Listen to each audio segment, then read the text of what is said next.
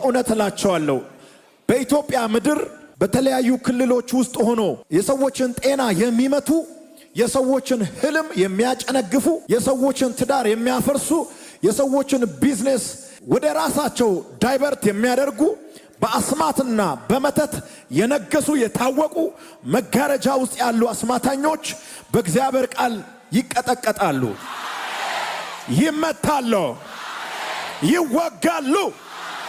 መንፈሳቸው ሽባ ይሆናል። ሌሊት ሳይተኛ የሚሰራ አያመልጥም። ሰው በማያይበት መጋረጃ ውስጥ ሆኖ የሚሰራ አያመልጥም። በቃሉ ሰይፍ ይወጋል፣ በቃሉ ሰይፍ ይመታል። አሁን እንኳን ዛሬ በዚህ ጉባኤ ውስጥ የሚቀጠቀጡ መተቶች አሉ። አሁን ነው ያልኩት።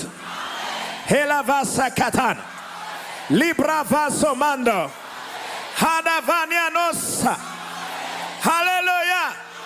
የት ነው ጳውሎስን ተቃዋሚዎች ያጋጠሙት? ሐዋርያት ሥራ ምዕራፍ 19 ቁጥር 23 እስከ 24 ባለው ክፍል ማየት ትችላላችሁ። ምን አይነት ተቃዋሚዎች እንዳጋጠሙት፣ ምን አይነት ተግዳሮትን ሰንጥቆ እንዳለፈ ስለ ጳውሎስ በሐዋርያት ሥራ ምዕራፍ 19 ቁጥር 23 እስከ 34 ባለው ክፍል ማየት ትችላላችሁ።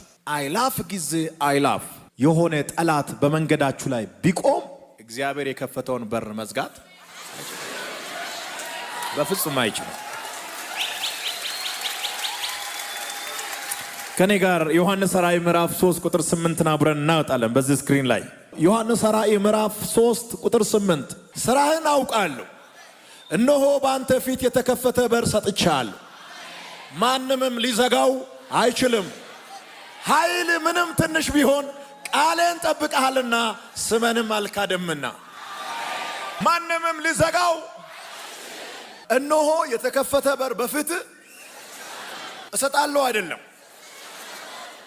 ኦሬዲ ምን አድርጋለሁ? ሰጥቻለሁ። በሩን ለመክፈትና ለማስከፈት የምትወጡና የምትወርዱ ሰዎች በፍጹም በመውጣትና በመውረድ የምታስከፍተው በር ሊኖር አይችልም። የተከፈተ በር ስጦታ ነው። የተከፈተ በር ሰጥቻለሁ። እስኪ አጠገብ ያለውን ሰው የተከፈተ በር ስጦታ ነው። ዛሬ እዚህ ጉባኤ ውስጥ ይሄንን ስጦታ የሚያገኝ ሰው አለ። የተከፈተ በር ሰጥቻለሁ። ሻላቫስኮኒያን የተከፈተ በር ሰጥቻለሁ። ተቀበሉ። የተከፈተ በር ሰጥቻለሁ። ኦቨርፍሎ ውስጥ ያላችሁ የተከፈተ በር ሰጥቻለሁ። ከፍታ ላይ ያላችሁ የተከፈተ በር ሰጥቻለሁ።